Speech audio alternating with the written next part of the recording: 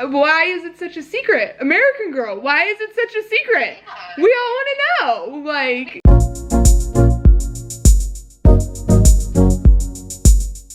Hey everybody, thank you so much for joining me for another episode of No Coin Drop Required. I am super excited for my guest this week because this has been a huge learning week for me. And so Jessica Kent, my guest this week, we talk about a lot of different topics, but most importantly, we do talk about diversity within the pinball community. So without any further ado, let's go ahead and get right into it. Jessica, I'm gonna say welcome back because unfortunately, we had filmed an entire interview that was meant to be posted this week, and when I went to go start editing it, Jessica was gone. I still had all of the footage of me, but I don't record these so you can look at me all day. I record these for my guests, and so they're my guests, and you know they're the ones, and so it really wouldn't have been great for me to, yeah. I don't know what I'm trying to say, but I forgot to tell you that I was a vampire, so this time I've made sure that I've turned off my vampire powers. So do you know that there's a really fun fact is, I think, I could get this wrong, but I know that there's actually a, what mirrors used to be made out of back in, you know, olden times, was made, I forget what it was, what material, if you know what it is then let me know, but there was like some material that was in it that wouldn't, you know, show vampires couldn't have their reflection made out of it, but the material that mirrors are made out of today would actually show a vampire's reflection. So, yes, I'll have to look it up on what material that is, because I did remember reading that. I was like, oh, so maybe I could, I could be a vampire, I just don't know it. But I'm okay to go out in sunlight. I don't like it, but, and I really like garlic too, so that's probably a sign that I'm not. Yeah, I'm obsessed with garlic, so I guess I'm not a vampire. Yeah. Which we could see as a bummer, I don't know. Like, that's usually, when I used to play The Sims all the time, and I got The Sims like Supernatural. I loved playing a vampire because you never died. Whereas like all the other characters, you know, they didn't live forever, even though it was fun to play a werewolf, but, you know, you only turned werewolf when it was a full moon.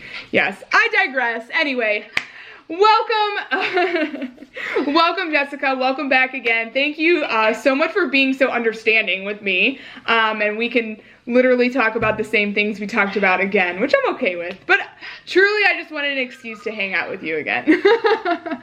Always happy to hang out. Yeah, you never need an excuse. I'm around.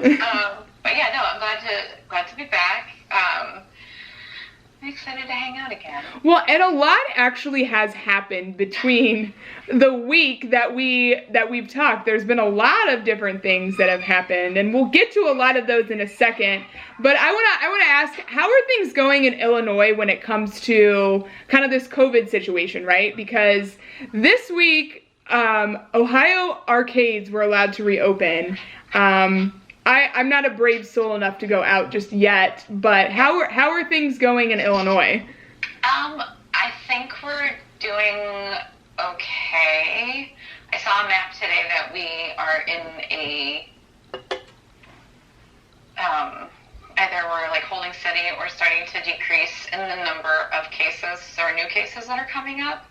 I'm not sure 100% what phase we're in, but I know like patios and stuff are open, which is good. I think anything open air is okay. Arcade-wise, I don't think that's a thing yet. But I know that we are slowly working our way there. I want to say we're in phase 3.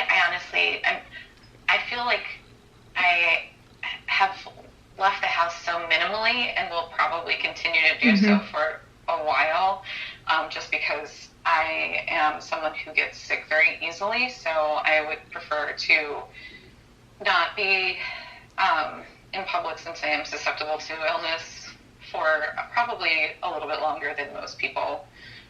Once we get to a better reopening kind of stage, but like we still will order stuff for like takeaway or pickup stuff, but I haven't actually been inside of anything other than my house in a really long time. Yeah, no, I'm kind of in the same situation, and that's the one thing that's really hard for me right now is I have a group chat with like all the bells and chimes from a lot, I mean not all of them, but a good majority of the bells and chimes in Columbus, and they're all like, we're going to level 1, we're going to level 1, you want to meet up? And I'm like, FOMO's really setting in right now, but I'm not at that point where I just feel comfortable. Personally, really apprehensive. I worked in pathology for a while, years and years ago, and I have a lot of experience with infectious disease, and I just feel kind of like this is definitely outside of the scope of anything that I have studied before. Like, I'm not a doctor by any means, but I'm certainly I think a lot about, especially in the last few months, I've thought a lot about my time working in that realm, and I don't want to go anywhere, just because, again, very susceptible to illness myself, and just as much as I really want to go to the arcade once it does reopen and play pinball with everybody and see everyone, and I'm not a hugger, but I really want to hug people. Okay, mental note, ask Jessica if she wants a hug when I meet her in person, because I am a hugger, so I would be like, okay, and then I just envision Jessica being like, okay, yeah. I'm like, what's happening? I mean, obviously, if, it's a friend, I'm usually okay with it, but I've gotten, oh gosh, when the Cubs won the World Series, I had just gotten out of seeing Screaming Females, so I walked down the stairway from the Subterranean, and then some random dude hugged me, and I was just like, no! Which is the appropriate response when any random person hugs you. Yes, but... but yeah, everyone was like, the Cubs, and I was like, what? I know baseball, but no, please don't. I do remember being the one person that was just hugging everybody around me that wanted to have a hug when the Cavs won. Yeah, I kind of stood there like this. I was like, anybody? Free hugs? Yes, no. But I did not go up to random people and be like, oh my gosh, the Cavs just won. Yeah, no, because I do have a little bit of personal space, and I usually do always ask, hey, are you a hugger? Is usually what I ask, and if they say no, I'm like, all right, I get it, we can just high five, or, do whatever, because I don't want to get into people's personal spaces if they don't want their personal spaces invaded, so, I know that you've been working on quite a few things while you have been at this time in home, and one of the things, and I don't remember how I found you this way, and apparently I had found you before but didn't know it was you with the Pinball Origins, but enter your ingredients. Yes. Tell me a little bit about that. So I think I had just gotten furloughed at that point, and I was trying to think of something to do to keep myself from not doing anything. And I posted on Facebook about how if I did a Facebook Live or something of me cooking, would people actually watch that? And the response was incredibly positive. I know that Lauren Gray from Backbox Pinball Podcast and then my friend Hilton from Madison Pinball were both like, you should do something that's pinball themed or incorporate pinball stuff in your cooking. And I was like, that would be really cool. I love cooking. I love pinball. This could work. And then I created a Twitch channel. I stayed up till 2 o'clock in the morning, which I go to bed at 9 o'clock every night, basically. So it was I was just so smitten with this idea. And that's kind of how it started. I created the Twitch channel, and then the next day I set my laptop on top of, I think it was either my Brita pitcher or a thing of disinfectant wipes, and did my first live stream, which was Devil's Dare dehydrated mango and pineapple. Ooh, how did that go? Because those both sound really, really good. It was good. It was. I love dried fruit, and I actually had a pretty decent audience turnout, which is mostly friends, which I loved, and it was really great to be able to connect with people Yep. and talk, through the chat. But it went pretty well. I forgot to record it, so it doesn't exist anywhere. I think part 2 does. But I made mango with like a spicy chili-based sauce. The pineapple was not as good, but the mango was awesome. So I'd highly recommend dehydrated mango with any sort of chili oil.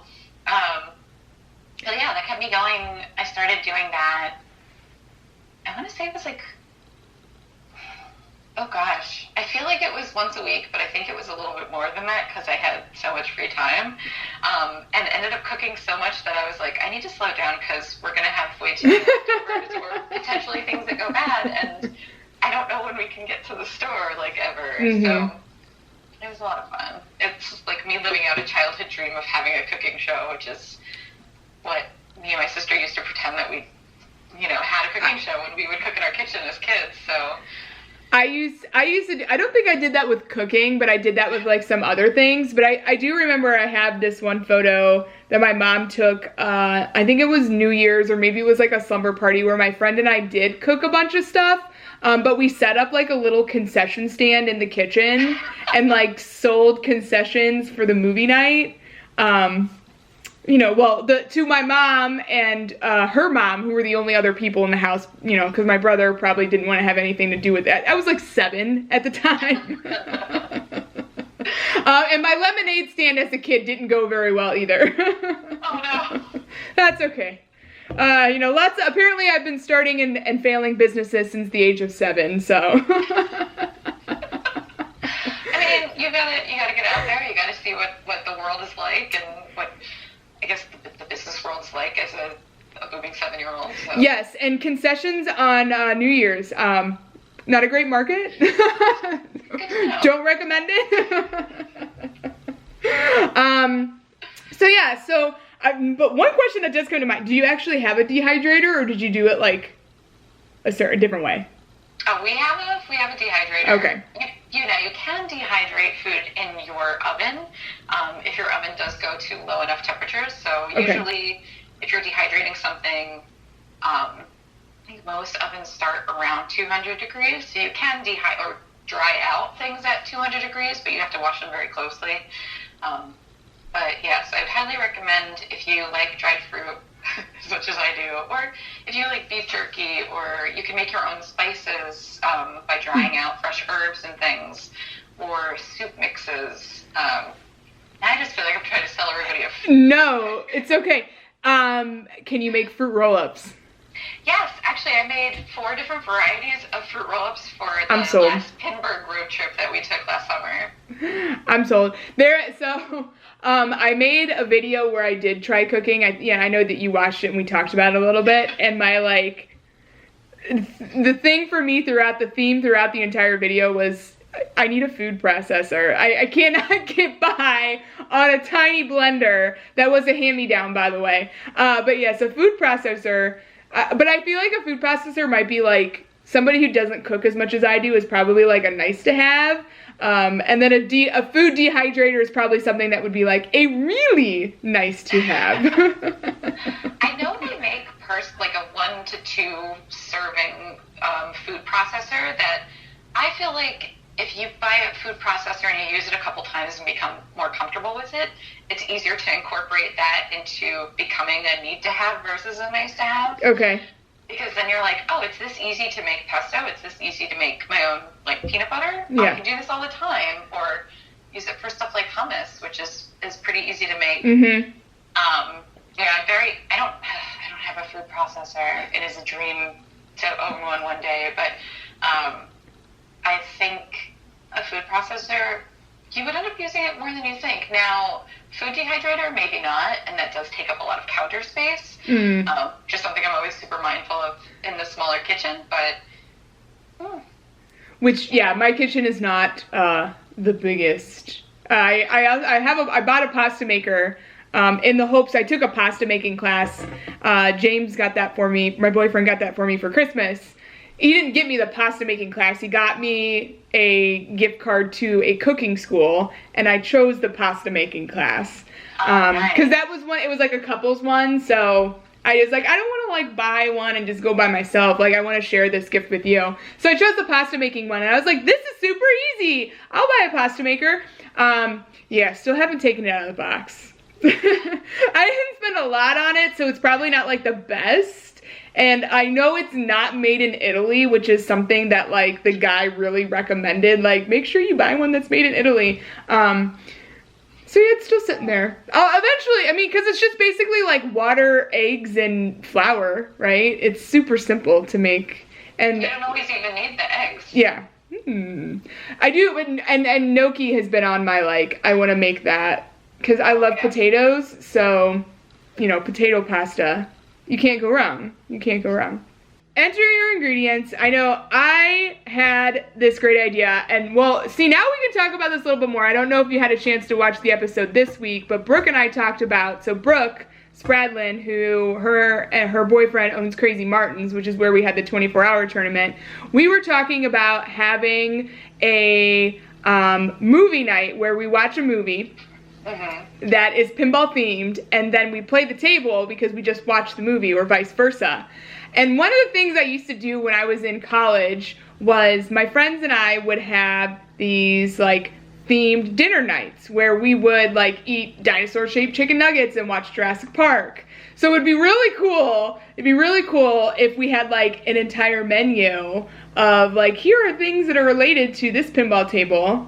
Like, you know, drink maybe, the one that particularly stands out to me because she wants to watch Bram Stoker's Dracula, and then play the table. So like develop a menu that would be like some type of cocktail that would be somewhat like Dracula related, and then like food that would go with. So that would be, I would really enjoy that. That would be fun. I like this. I'm already just thinking of different blood orange cocktails from that. But yeah, that would be awesome. I had one episode or one stream, I don't know what you want to call it, but where I did one show. It was your cooking show. One show. Yeah, that's what I should call it. I did one show where I took Attack from Mars was my theme, and I picked Italy as my sub theme, and just did a bunch of Italian recipes. Oh, nice. On the call-outs of the stereotypical Italian man. So I think I had, I used to keep like a list of, I think it's on the table, I have like a little recipe book, but I made like a tomato, mozzarella, garlic salad, and then I pasta E10 face, which was just like pasta with chickpeas and stuff, and that was an adapted recipe. But yeah, I don't remember what it was like total, it was a riff off of the Total Annihilation multi-ball. Maybe it was Total Annihilation mozzarella salad. I don't know, but yes, all of that to say, I would love to do this because I think that would be such an amazing evening of themes and deliciousness in pinball. I just got, you know, anytime I'm like, I know you usually don't notice it, but I notice it when I go back and edit. I'm like, I had the best idea for you. Okay. I'm wait till it comes to a bookshelf near me, the first ever pinball themed cookbook. Oh, I'm actually working on it. Nuh-uh. Oh my gosh. Well, yeah, because like, so I've got the Devil's Dare dehydrated mango and pineapple. Yep. I had mixed potato super straight, which was a potato and chorizo soup with different types of potatoes. All of the Attack from Mars recipes. I have a couple of Medieval Madness recipes. Ooh, yes.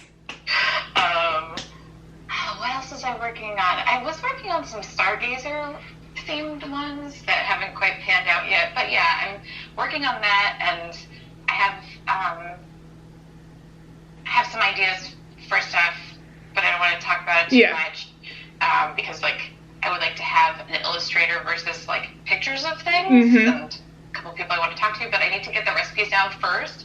And I also want to include some like how-to tips. Like I think you and I talked about how to cut a pineapple. Yep. And I did a like segment on how to hard boil an egg 2 different times depending on how you want your yolk to be set.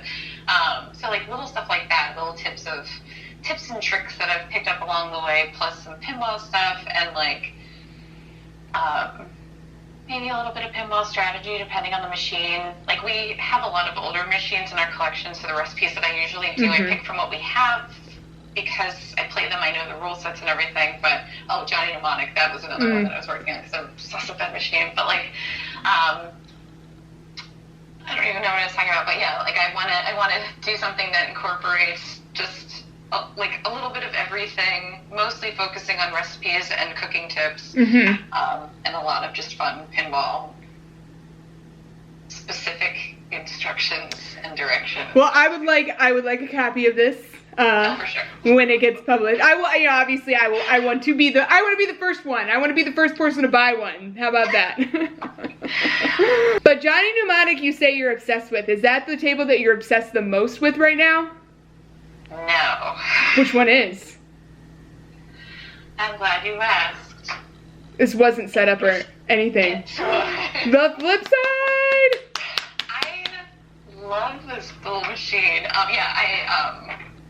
I think most people that I've spoken with about pinball in the last month or so know how oddly obsessed with this machine I am. It's super fun. I kind of bought it on a whim because it was on sale and someone had posted in one of the Bells and Chimes groups like, hey, the flip side is on sale, go buy it. It's so much fun. And I was like, okay. And I happen to have a little bit of expendable cash, let's do it. And I think I saw Kate Martin play through because we had a video chat and she played a little bit of, I'm just gonna struggle with it. It fits on my shoulder. But it's one way to move a pinball table. Right, this is the one pinball machine that I can move. But yeah, so I bought it and I was like, I'm looking at it I love you. I was impressed with how well it's made. Like, first of all, like it's got little metal legs, like a real pinball machine, right? But it basically plays like, the design is not similar to, but like the ball is the same size as the like lower playfield in Munster's Grandpa's Lab with the shrink ray. Yep. But it's a really functional, well designed, incredibly functional pinball machine that has not only been like added to Pindigo so you can keep track of your scores. It's been in tournaments. It was in the Quarantopia tournament. I saw it used as a tiebreaker in a tournament a while ago at Logan Arcade. Like, this machine is pretty great, and I think I told you last time, like, I want to buy another one so I can take it apart and find out a little bit more about the inner workings, because I want to build a mini pin like this. Like, it's just so much fun, and like the day I rolled it, I was so excited. You can roll this. It's so well designed, and it got me out of retirement with Pinball Origin Stories because I want to find out this machine's origin story. And that's what I was going to ask you next, because you're on a little bit of a mission right now, right? Yeah. You're doing a little Indiana Jones, trying to figure out a little bit more about this, because I know you actually reached out to American Girl, and what was their response? Their response was that was proprietary information. They can't tell me anything about it. Even who made it, or a team that worked on it. I reached out to a couple of people I know who work in the pinball industry, and they said that nobody really had anything to do with it.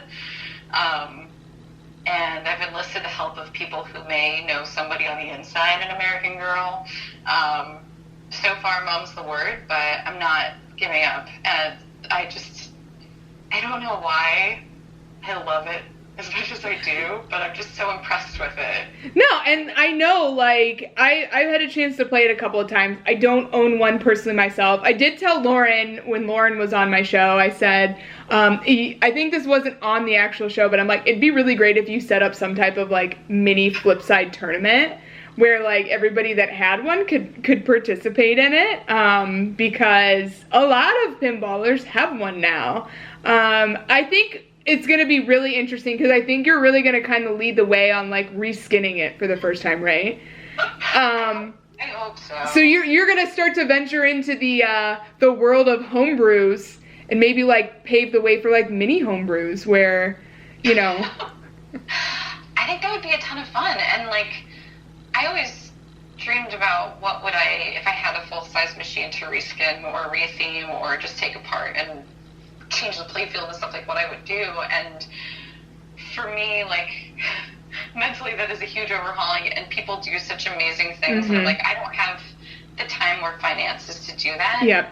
But like, I could easily take this and with things that I have at home or things that I can build or make or ask friends for help with. And I know I could do that with a big table too, but this is just like, this in my head is more accessible. Yes. I think the biggest thing is like, I want more of these, and I want there to be, like, I want more people to want to retheme them too and take them apart and see that creating toys in general and machines or going full scale, using this as a jumping off point. And sorry, I keep pointing. No, it's okay. Yeah, no. Staring at it lovingly.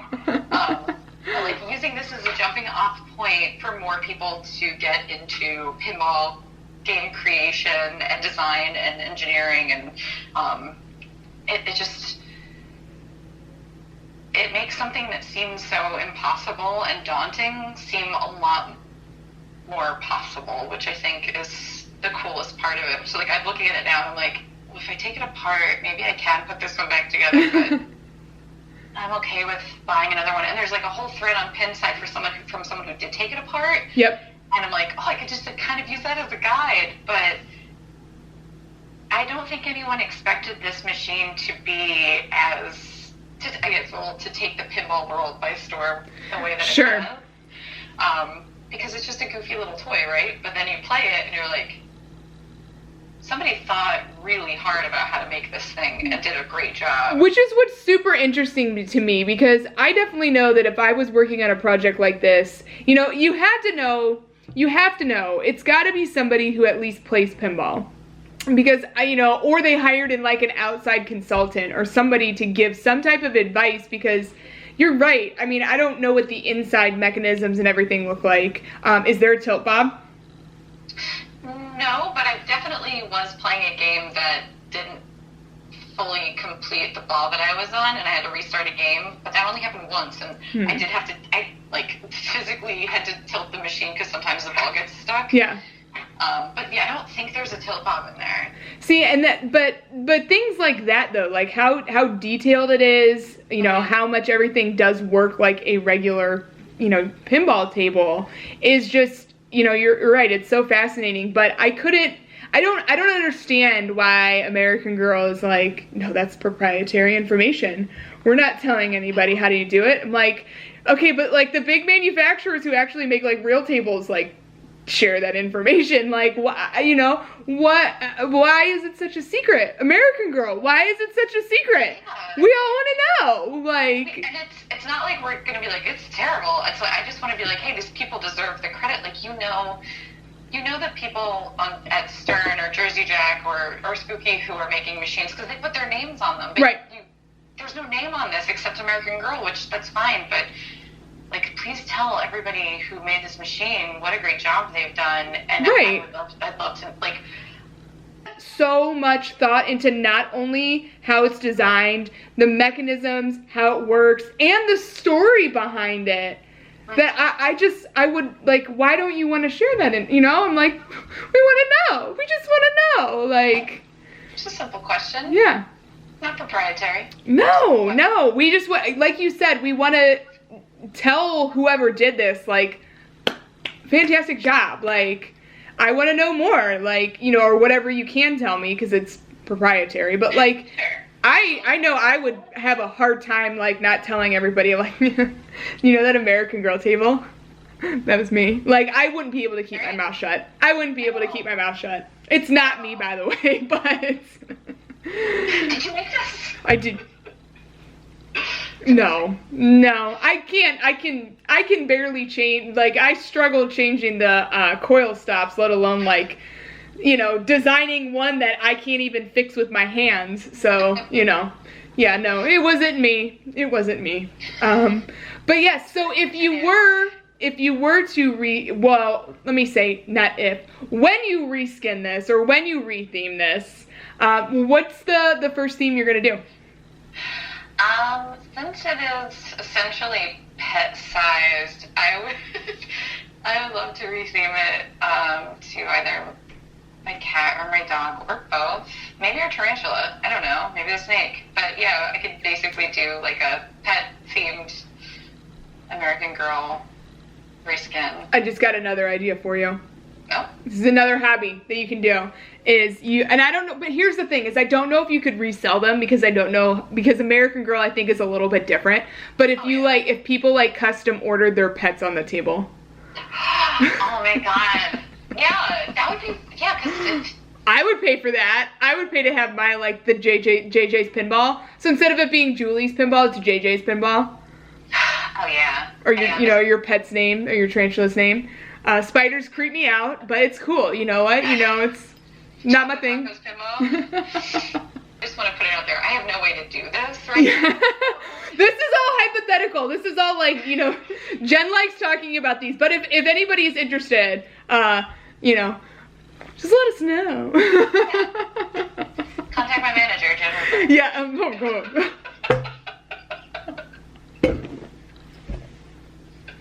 I got a new job today, guys. Let me tell you all about it. Oh man. See, that's I think my problem is, like, I'm so good at, anytime I'm talking to people, I'm like, ooh, it'd be really great if you did this, and I haven't yet had the person that says, why don't you do it? I'm like, oh, you're right, it was my idea, but but it's aligned with your interests more than mine. No, I'm just kidding. I would do that though. That I could see myself doing something like that, where I would be like, I'll reskin it, and customize it to your dog. Oh, that could be my next thing, is start making up pinball commercials for, like, all these things that, like, don't exist. That could be lucrative, though. Enter your ingredients that you're working on. You know, right now, I know you have a lot of other tables outside of just the flip side, so you've been playing, you know, flip side maybe a lot, but, like, you know, playing other tables. So there's a lot of things that you're working on, but what events are you looking forward to that are coming up? I know there's a lot that's been canceled, but I think there's still some pinball events that are coming up. What are some events that are coming up that you're really looking forward to? So in July, there is going to be a virtual pinball event called the Northwest Pinball Summer Camp. So it's going to actually take place on the weekend that Pinburg was going to be originally. Okay. I think, and please correct me if I'm wrong, I want to say that was like July 10th. 8th, 9th, 10th, and 11th. Okay, so you're right. The 10th and 11th, because it's Saturday and Sunday. Okay, maybe the 9th too, because I think there's some Friday stuff. But okay. A bunch of amazing people up in Seattle put this together, and it was supposed to happen this past weekend, but they wanted to really give space to a lot of what's going on in the world right now. So we've rescheduled out of respect, and I'm super psyched about it. There's going to be some virtual tournaments. There's going to be a bunch of different sessions, like restorative yoga for pinball players. And I'm going to be putting together, or I have put together, some recipes. Those aforementioned Medieval Madness recipes. Okay. For a very special mess hall pinball brunch that we're putting together. So it's going to be really awesome. There's a Facebook group for the Northwest Pinball Summer Camp. And I want to say there was a schedule originally posted. It will probably be changed a little bit just because of the date change. So some things may need to be rearranged, but I'm super excited about it. I think it's going to be really fun, and I think it is, aside from the Quarantopia tournament, I think it is the first, like, several days long pinball, virtual pinball convention / event. Yes. Well, okay, so you mentioned some people from Seattle, and you mentioned yoga. I'm thinking Allison Ray. You are so yes. Does that mean we're going to get a trifle recipe? 100%. Okay, good. So for those people who don't know, Allison Ray and Maureen Hendricks, and then somebody else that's that's slipping my mind right now. I'm really sorry. But they run run and attend Babes in Pinland, which is the women's league in Seattle. And Allison is known for her trifles. She has had some absolutely amazing trifles that I have not had the pleasure of. I have met Allison. Allison and I, I'm going to say by fate, because we both saw each other last year at Pinburg, and we're like, ooh, we need to know that person. And then we ended up like getting paired together in the first round of Pinburg, and I'm like, this is absolutely fate. So Allison's an absolutely awesome person. Maureen, same thing as well. And so I know when you told me about it, I was like, how do I not know about it? I went in, like, and then I did a little bit of research, and there's t-shirts. There's t-shirts, actually not just t-shirts. T-shirts, tank tops, sweatshirts, hoodies, socks. So if you are wanting to be a camper or an attendee to this, you can, feel very involved with it as well and get your, I know I'm going to order one and wear it my entire weekend, so I'm super duper excited about everything. It looks like it's going to be such a good time. I heard there's going to be like a Jackbox night where you can play. Oh, sorry, go ahead. No, go ahead. No. You know more about it than I do. I'm just saying what I've read, but like you're helping to run and organize it. So I'm like, oh, let me know, like. Oh, no, I'm just a counselor. Oh, okay. But you're a volunteer for it. So there, but you still know more than I do. So I would like I'm at the inside job. The inside. Wow. Yes. I just like doing that. Like, so there are plans to have like a talent show, a camp talent show. So everybody have a type 5 of whatever your talent is, and people can sign up for that. There's information again for all of this on the Northwest Pinball summer camp Facebook page. I also posted about it on Tilt forums if you're not on Facebook. But there are plans to have a group watch of Pinball Summer. The trifle will be amazing. That's, I want to say it's going to be Friday night or Saturday. So you can make the trifle along with her. I know that she's releasing, I've already sent over a recipe ingredients list for the recipes. So we want to make sure that everybody can make whatever we're making at the same time. There is going to be a Bill's, Babes, and other league brunch hang. I'm like saying this so slowly. I'm sorry. I feel like a robot. No, it's okay. But once we make the recipes on Sunday, we're going to have like a little brunch get together where everyone can eat their snacks. But yeah, definitely. I didn't know. I'm like, I want to order the socks. I'm not a sock person, but I'm like, I want camp socks. I don't know. I was torn between the tank top and the t-shirt, and I'm like, well, I could just get both. Like, yeah, I'm a hoodie person too, so I'm like now I'm just. You can also, if you get a bunch of people together, you guys can be in a cabin. Ooh. Anybody want to be in my cabin? And then Jessica can be our counselor. Think about it. I think this sounds great. But yes, I will make sure I post the link in the description here. I did find out there is basically the way to sign up is to just join the group.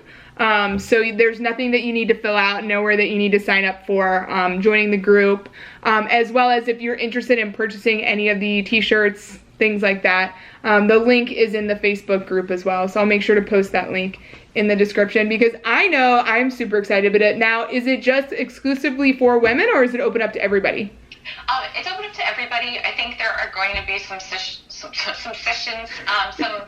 that are more specific to women or to different groups, but yeah, this is open to everyone. I know, I've advertised it at least to all my friends. I'm like, hey guys, did you know about this? Because I didn't, and I don't know why I didn't know it because it sounds like absolutely so much fun. So I'm super pumped about that. Speaking of looking out for each other and, you know, helping each other and making sure everybody feels comfortable, I know that there's a lot of discussion that's going on right now. And I know, like I said earlier, we literally had filmed this last week. Before there was a lot more, so there's a lot more things that have come out, especially revolving around the Black Lives Matter movement. And talking about diversity, I know that, you know, Jeff Teolis did an episode on it. Backbox Pinball Podcast has had something, you were on the panel. You know, I want to talk about it as well because it is really important. And I know that, you know, you have been doing not just with, even recently when all of this has happened and when this issue has become more prevalent and at the forefront of everybody's mind. But you've been doing this since like the last like 6 years, right? Like asking questions and really trying to not necessarily call companies out, but more of just ask questions to really understand like, hey, what are we doing? What are we doing? Like, where are things at? What can we be doing better? And so I'm gonna kind of turn it over to you to talk about. And we know what, we're gonna have some uncomfortable conversations. It's very uncomfortable to talk about, but it needs to be talked about, and I want to talk about it. And so I know, again, like I said, a lot has come out in the last week since we talked, because when we talked last week, at that point, I believe Spooky was really the only one, and I'm not trying to call out anybody specifically. I know that Spooky was really the only one who had made some type of statement regarding everything. And at this point now, American has come out and made some statement. Stern has come out and made a statement. IFPA, both IFPA and the Women's Advisory Board have made a statement. So there's a lot of companies that are coming out and starting to talk about this topic. And so I just want to get what your view is as somebody who has been really kind of, not necessarily, I guess, you know, prying at these companies of like, hey, what are we doing? You know, what are we trying to do to have this be a more inclusive environment, have this be a more diverse environment, and make sure everybody feels welcome and comfortable in this environment and supporting each other. For sure. And thank you for giving this like its space to really breathe. I think for me personally, when I started my, I guess, questioning, when I first started in pinball, a lot of my focus, and honestly, let me start over. When I first started my pinball journey, I guess, to even more recently, a lot of my focus has been looking at more like sexism in pinball versus racism in pinball. And recently questioned why I haven't been looking into more than just sexism. And clearly it's because really the only thing that's affected me personally as a white woman has been sexism versus the racism aspect. And that really taught me a lot about how I view pinball and the, I would say, the passive racism that I myself put into the world. So in order to really make pinball inclusive, which is something that I'm constantly talking about, and creating a community where people feel supported, I need to drop the it's just sexism and really focus on all of the problems. And I think that and there are still going to be, like, I made a huge mistake on Friday. Like, there are still going to be places where I screw up, and I think you just got to sit with that because it's uncharted territory. But trying to remove the blinders and learn more about other people's stories within our community, and bring those more to the forefront, looking at the companies that we're buying machines from or we're playing machines from, and finding out who really works for them and what they do, and why aren't more people of color, why aren't more black people, why aren't more women, why isn't there more diversity within our own community reflected also in those companies. And then as a tournament director and as a league runner, how do we work to create a safer and more inclusive space without specifically being like, okay, cool, guys, we had like one black person come, you know, like, and then being self-congratulatory versus, okay, why aren't, like, if we had people coming before, why are they not? Why are people feeling uncomfortable?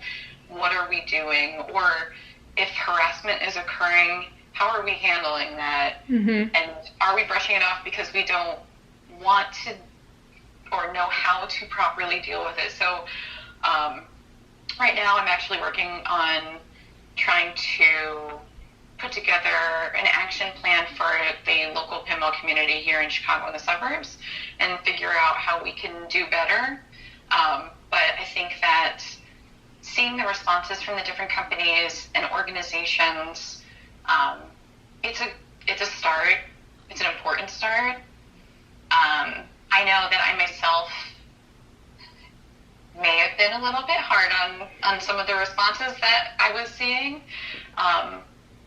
But I also think that these conversations are important and they've started, and the response by the community has been really positive too. So even though maybe some of the wording or the stances haven't been what I expected or what I was hoping for, the conversation it's happening. The conversations are out.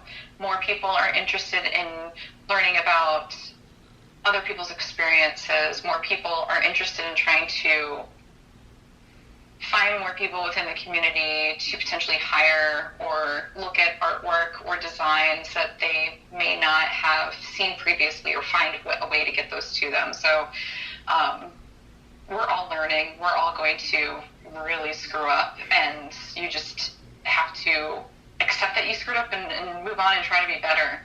And I think that's the main goal, is just where can we do better? How do you just, you want to be a better version of yourself every single day. Mm-hmm. Let's put that into our hobbies, our sports, our communities, and do that.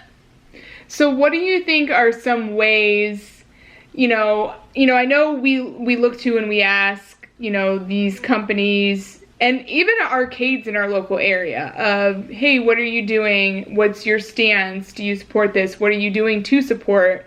And I think that you brought up a good point of, how do we as tournament directors, as tournament organizers, learn and start to, be, what's a good way I'm saying this? Because I don't think, and anybody can call me out on this if I'm wrong, but I don't think that I've ever not been unaccepting of anybody. Mm-hmm. And I would like to think that I treat everybody the exact same way. We all, like you said, we all make mistakes. And if I have made a mistake, I do hope that somebody points that out to me in a constructive way. Because it is, I think that's the hardest thing, that if somebody points out like, well, you did this, you did this, you did this, and it feels very attacking, where you may not have been aware that this is something, or that, maybe that this is not, maybe you weren't aware that this is an issue that matters, that we should be talking about, and that we should be, expressing how can we support, how can we change, how can we do better. Black Lives Matter, what are we doing to live into that? Because it's not just we support it, it's how do we also live into it, right?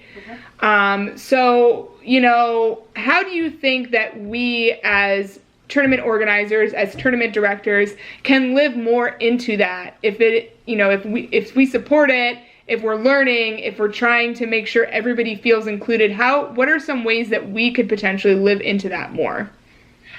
That's an awesome question, and I think it's really dependent on a lot of different things. I think the biggest one is really listening to people. If they say, like, I don't want to play this specific game. So in one of the communities I used to TD in, we had a couple of games that were a little bit older, so they had some racist tropes on them, and I could easily see people being like, and there were games that I just was like, oh, we're actually not gonna play that because I don't want to play this and I don't want to deal with it. Or games that were more like, we really don't. I don't know the best way to say this. It's just like they somehow supported stereotypes that are not necessary or positively reflected today. And a lot of people will say like, oh, well, it was just a different time. Well, and I think that, and I'm going to digress here for just a second, because one of the things I believe that the Women's Advisory Board is working on is building up a database, right? Yep. Of those machines to help explain, and not necessarily justify, right? But to more help explain the context, to just kind of explain like what was going on during that era when that game was developed, that might kind of help explain why it is what it is and that it doesn't necessarily reflect on what the views of everybody have today. For sure. But I think if you have a player who's like, I really just don't want to play this game or look at it, you need to respect. I would agree, yes. Like, I'm sorry, like, I feel like I'm just... No. Like, blah. But, like, these are things that people might bring up. Or, like, if someone has a situation with somebody else where another player says something that offends them and it's... This is where it gets a little tricky, because I feel like as... I'm going to come from the white perspective, where sometimes people will say things and I don't pick up on why maybe someone else may be offended by it. So if someone tells me, like, so-and-so said this thing and it made me really upset and I don't want to play with this person, or I would like to actively avoid being put in a group with this person, as a tournament director, I'd be like, yeah, no problem. I'll make sure that we take care of that. If you want to expound on it more so that I can address this person and make sure that they are aware of their actions too, and doing that discreetly. But I've also had situations before where I have tried to talk to people about their behavior and gotten a very negative response. And I think at that point you have to decide, like, do you want this person to continue signing up for your events and you being okay with it? You know, I think you bring up a really good point. I know you mentioned that you are getting together with the other tournament directors and other league organizers in your area to, you know, talk about this and talk about what we can do to be better. And I think that would be something that would be good for my area, because I know I didn't mention this, but there's at least 3 open leagues and a women's league in my area too. But like, for me, I don't feel like I want to talk about this issue, but I don't know how well received it would be if I would be the one that would bring this up, right?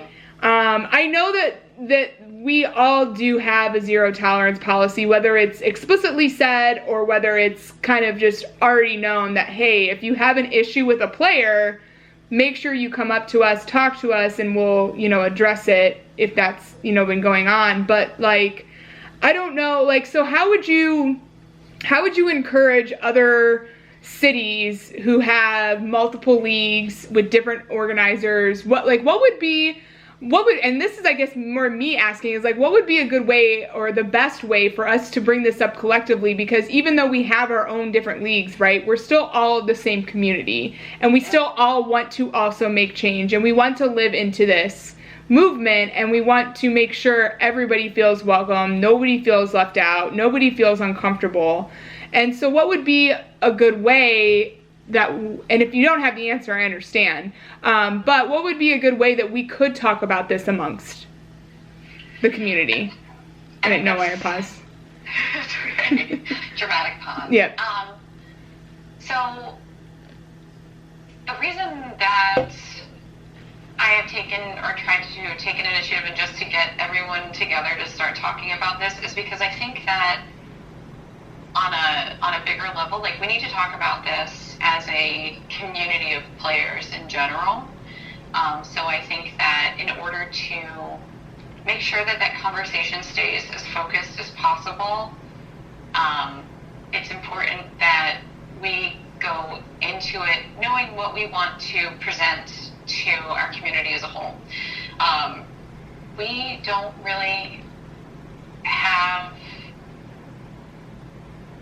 a lot of league runners or tournament directors who aren't white, and I think that's something we need to address as well.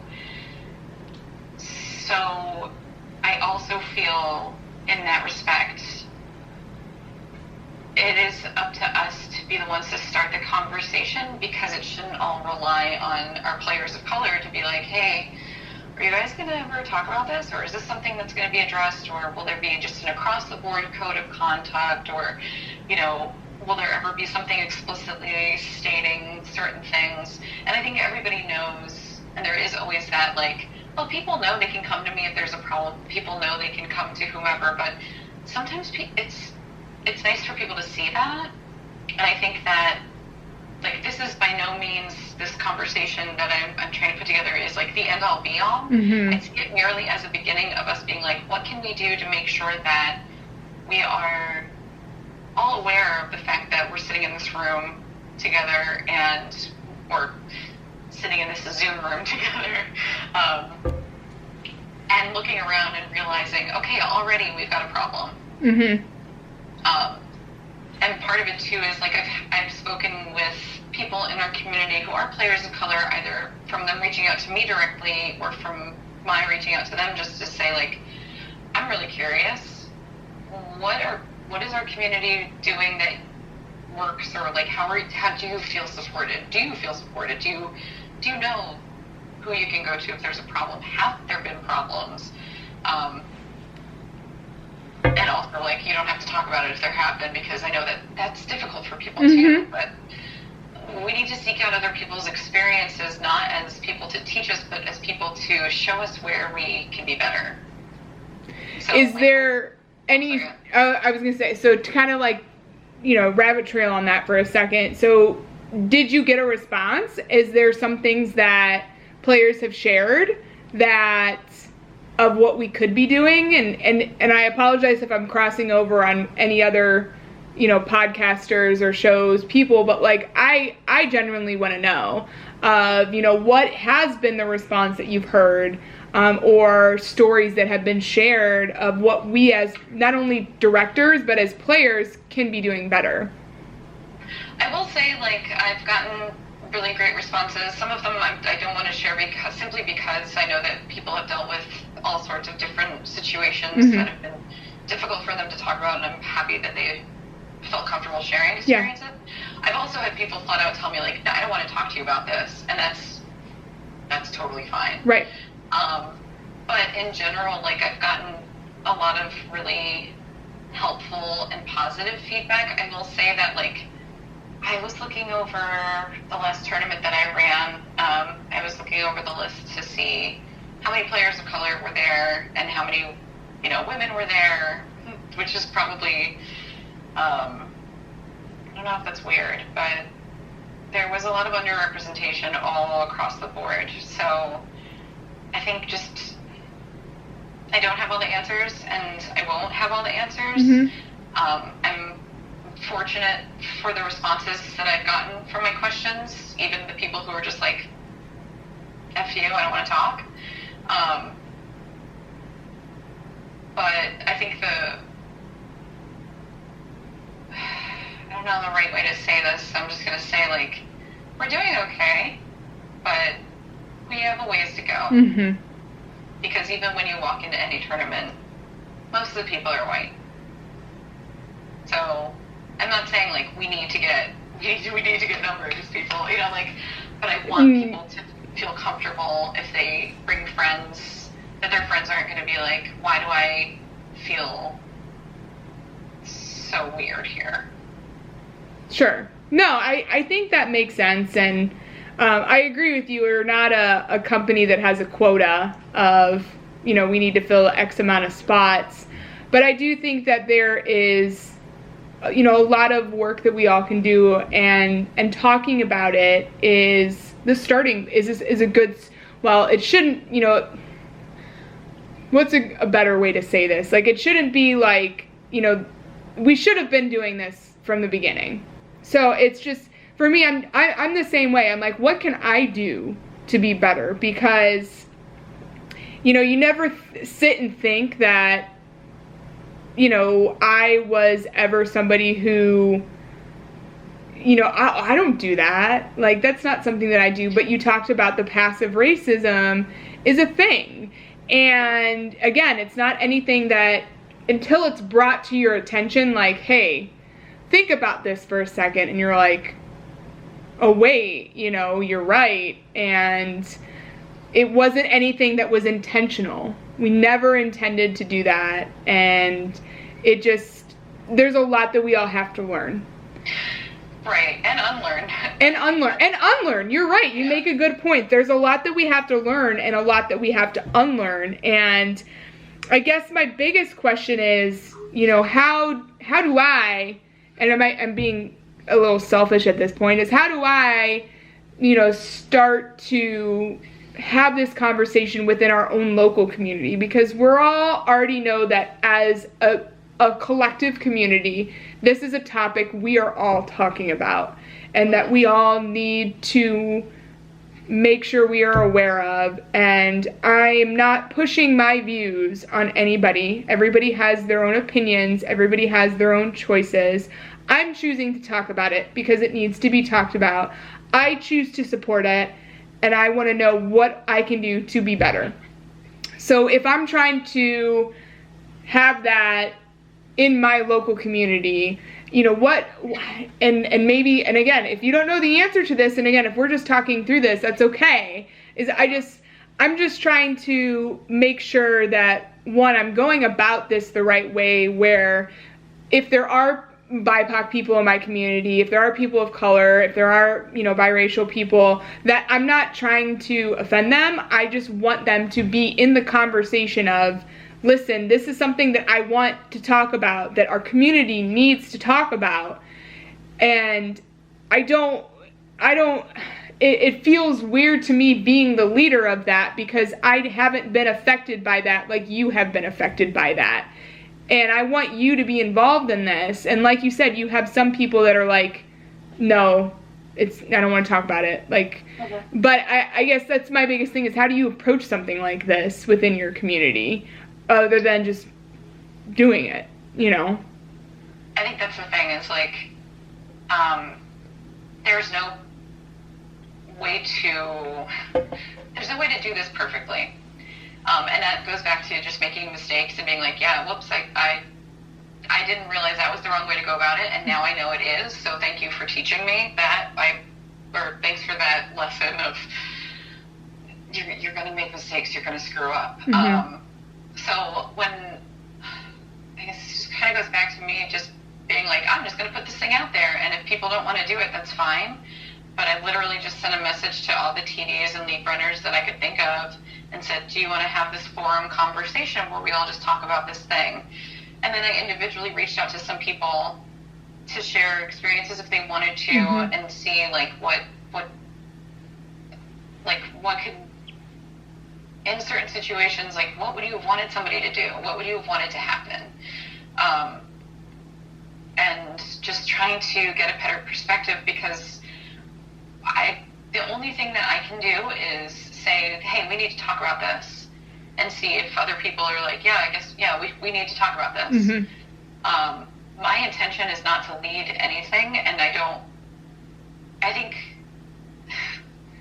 because of the fact that I'm like, I have nothing to lose, I'm just going to ask this question,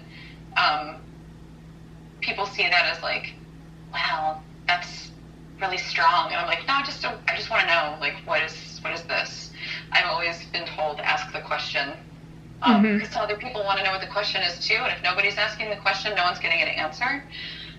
So since I have very little shame, I will always just be like, hey, what's up? What's this?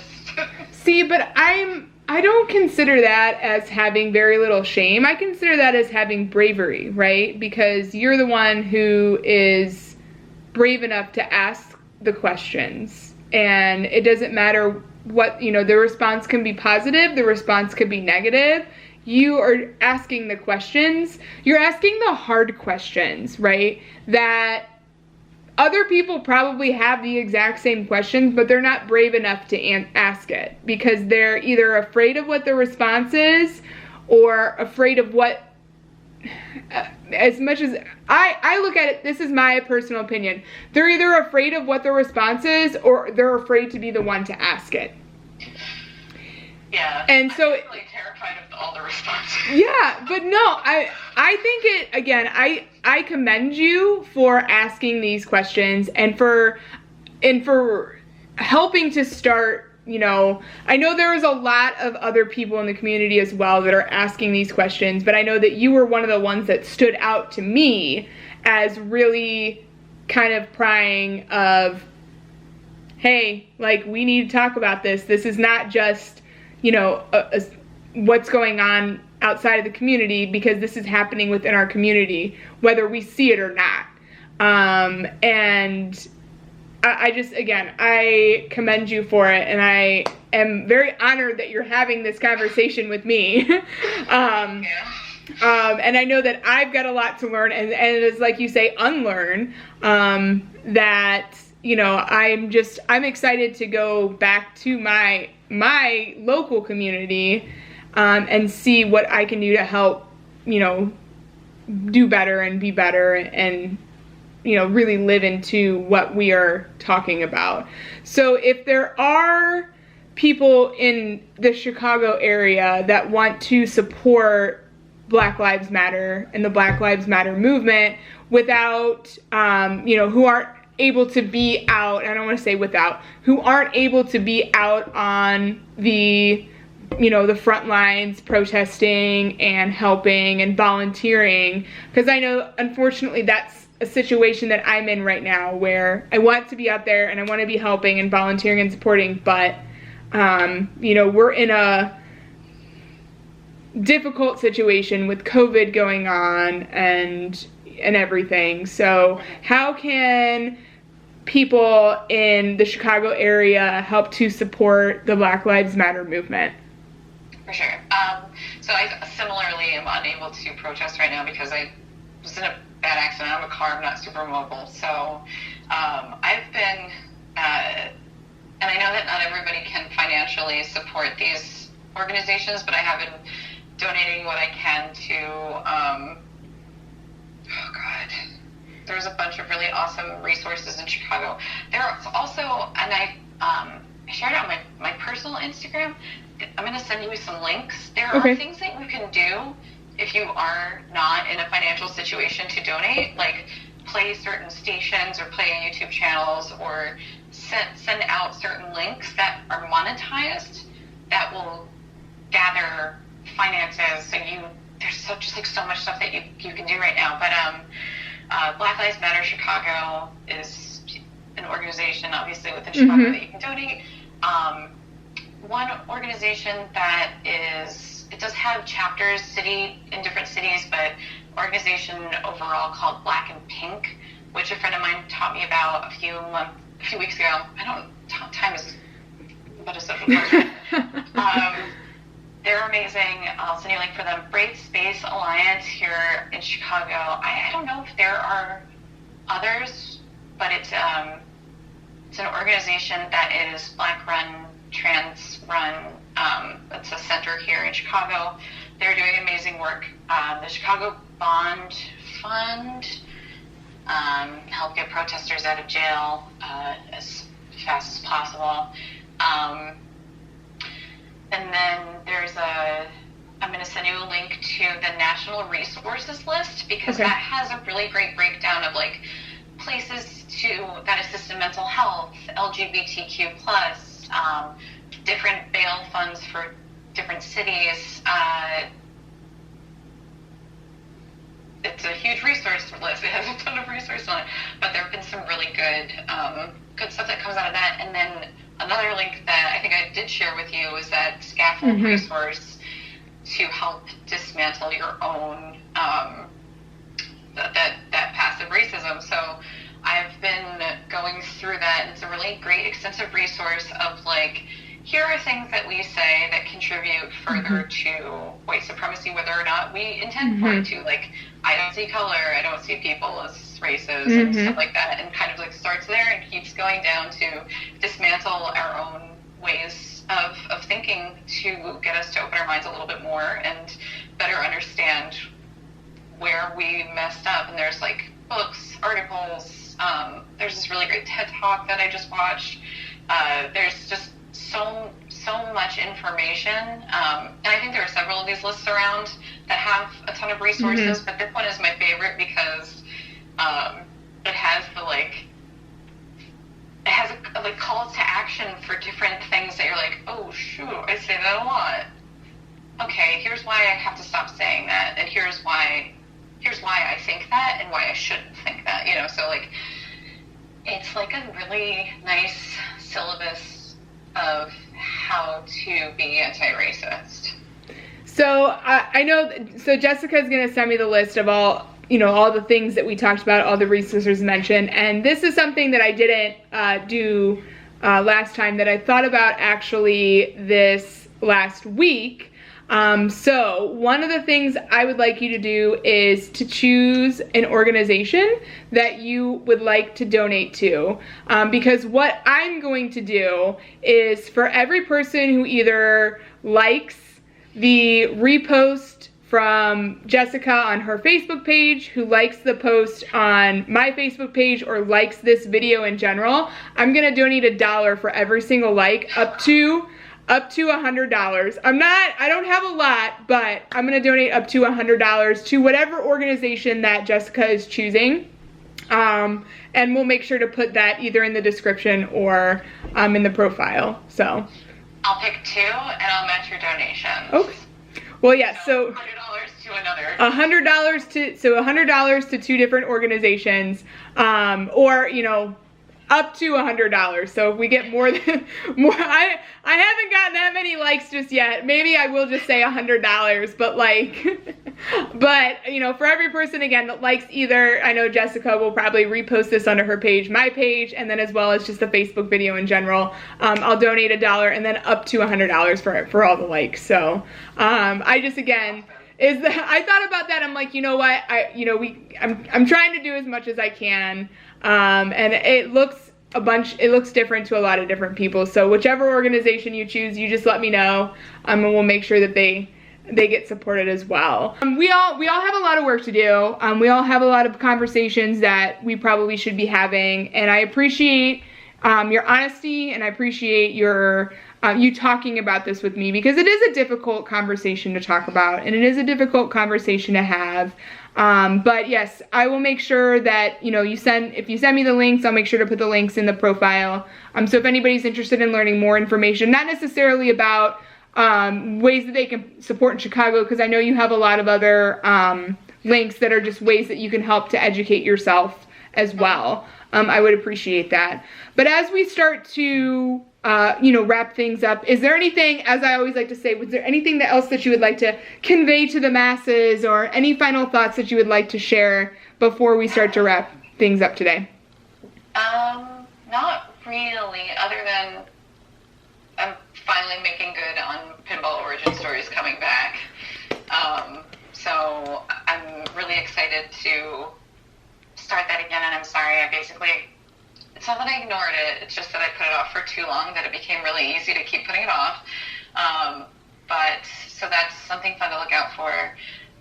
We'll put the link in the description to that. Boop, boop.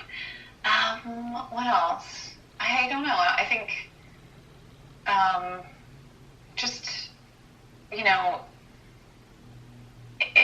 I've been thinking a lot and reflecting a lot, and like I said, making a lot of mistakes and learning a lot of weird things lately that I didn't realize were things that I was trying to, or things that I had to overcome and deal with. But I think the most important thing, I guess, if anybody takes anything away from this, is just of all of the communities that I've been part of, and I've been in theater, I've been in comedy, I've been in various sporting communities, etc.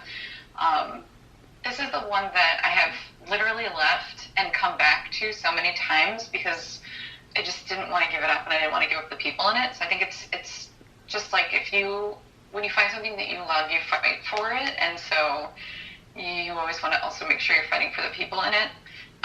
So just, it's just, everyone just wants to play pinball. Let's just play pinball. Yes. Everybody wants to play pinball, so let's just play pinball.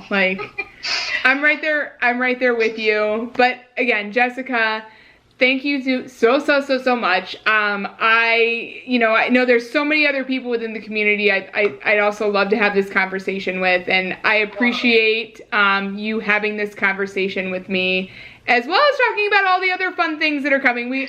There's lots of other fun things in the community that are coming up. Best friends. Yes. Maybe a Flipside tournament coming to a virtual tournament near you. That'd be fun. We'll see. But Jessica, thank you. Yes. I'm shouting out to Lauren again because I gave her that idea. Like, let me know. Please, Lauren, please. But thank you so much for joining me. I had so much fun. I know that things are going to work out this time, so we're definitely going to be able to get this video posted. We won't have to redo it for a third time. But maybe, yeah, maybe third time will be a charm. I don't know. But I appreciate you hanging out with me. I'll make sure again to post the link to all the things that we talked about, as well as if you're interested in following her cooking show, Enter Your Ingredients, Instagram, as well as Twitch. I'll put that in there, and then Pinball Origin Story, I'll put that in there as well. So thank you again, Jessica, for hanging out with me. I will see you hopefully at Expo.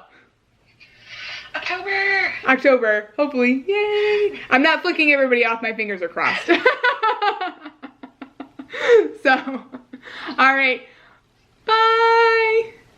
Jessica, thank you so much for joining me this week. I had an absolute great time talking with you, as well as thank you so much for having these tough conversations with me and sharing ways that we can educate ourselves, as well as ways that we can support diversity and Black Lives Matter within the community, and then some. So, like I said, for every like on social media associated with this video, as well as on YouTube, I'm going to be donating $1 to an organization of Jessica's choice, up to $100. So I will make sure to put a link in the description to which organization that is. So if you're interested in learning more about that organization, you can read all about it. Again, thank you so much for joining me this week. Make sure if you liked the video that you saw, you hit that like button, as well as don't forget to hit that subscribe button so that you know when new videos get posted. As always, thank you again for joining me, and I will see you next time. Bye.